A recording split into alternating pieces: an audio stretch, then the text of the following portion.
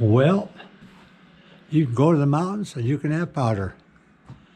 You can live in North Idaho and you can have powder. You guys can see it piling up here. These sidewalks and driveway was completely shoveled. So let's talk powder for a minute. Powder can be a paradise, and it piles up and skiers and snowboarders run to the mountains for it. Powder piling up my driveway, as you can see at the height of the side here, is not necessarily my idea of paradise at home, but I do have to get it out of the way to get to the mountains. So here at home, powder is hard work. At the mountains, it can be either hard work or it can be a paradise. So we're going to talk about some of the pros and cons of that inside the house here. You guys can see the roofs are loading up.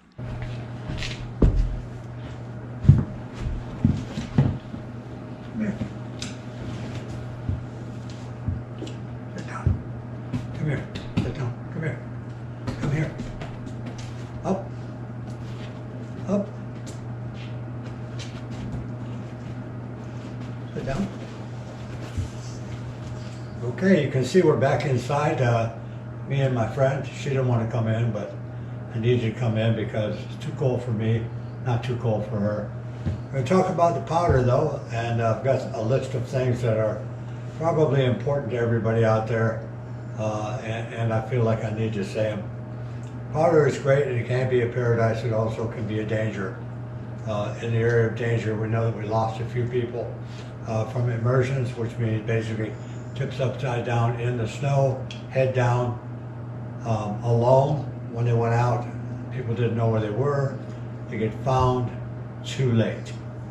So powder is a great thing, but there are certain rules that you need to abide by for your own protection and to make sure you had a great day out there and you come home from it. So powder always depends on how many times you've been exposed to it and such. And so if you're very new, it is not the ideal situation for taking a lesson or whatever, because it creates additional learning problems. But anyhow, powder can be extremely light and blow up just like feathers. It can be extremely heavy and packed down tight and give you a lot of resistance, causing you to be able to only do certain type movements and possibly needing steeper runs in order to come down. So those are all variables and factors that have to do with, was it a great powder day, was it a working powder day, or just an overall blast, okay? But it can have effects on you. So currently, we know that we had some situations. We won't go into those again. It was all on the news. And of course, I'm using my cheat sheet here, because I wrote this all out the other day.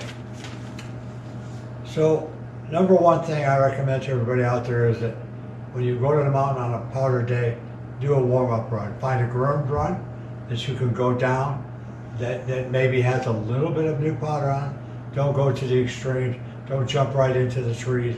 Don't jump right into stuff and consider it backcountry, because you don't know what you're going to get yet.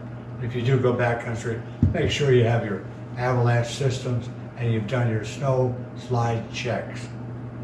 So start on that groomer with the lower depths of powdered snow, see what you get. Start doing your in and outs. In other words, you go out of the groomer into the powder that has not been groomed, see what kind of resistance you get, what it'll let you do, what it won't let you do. Once you've made that run, you've kind of got a check of conditions, tightness of the snow, looseness of the snow, all the stuff that's important to riding powder. Once you've got that knowledge, you're open to take your turns wherever you want, and hopefully you don't stall out. But what will cause you to stall out in powder, even light powder, would be closing your turns. Too much coming across the hill and up the hill to slow it down. You'll come to a stall spot, and getting momentum again is kind of hard because you can't just rip it through. So you need to kind of have those turn time. Sometimes powder is something that you learn to play with for what it gives you and allows you to do. And that takes experience too. You may need to use other people's tracks.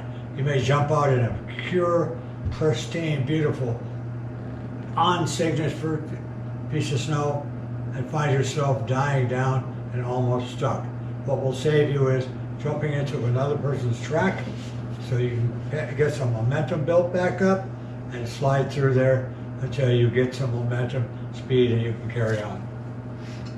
Always ride with a partner, even inbounds. Inbounds could be a small group of trees to the right, to the left. It could be a mogul field underneath for all you know.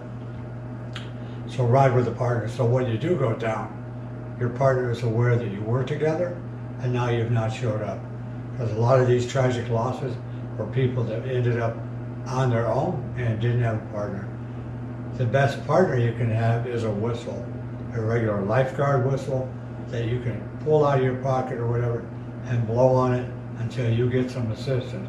Because once you're head down and stuff, we know you can't get to your bindings because your feet are above you, etc. And sometimes you can get to them. But moving around in powder is like moving around in quicksand. It kind of slides around you, gets around you, and anybody who's got a lot of experience in it will tell you going down, coming back up to the feet sometimes is a real job. I've seen people work as many as 25 minutes to get back to their feet, to get their equipment off.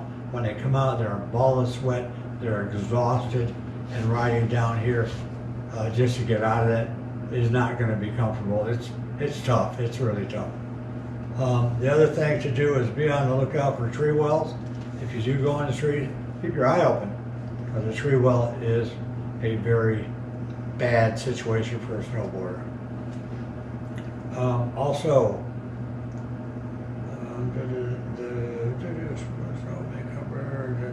yes, it took me a minute to get it out, didn't it? What looks pristine to you, you have no way of knowing what's underneath it. You have no way to know. Unless you go there all the time and you're very familiar with the run you're on or the wooded area you're in and you know what's laying where, there's no telling what you're going across. The powder may drop you and put your board underneath something, striking you in the shins, the leg, knee, or whatever, and could be the last part of your season that year. I mean, sitting now, I'm injured from skateboarding. There was no powder there, just concrete. But anyhow, make your last one when you're in the powder and you've had a burnout, great day. The one where you're looking up the slope and you're going, wow, what a fantastic day. And you're already at the bottom. Don't go search for that one more last late run. But if you look at statistics, when there are injuries and problems where people are stuck, it's usually because they had to do one more.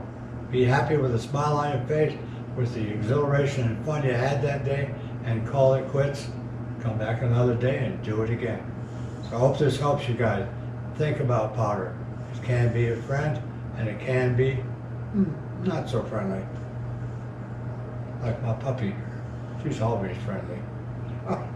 Not really. Right, girl?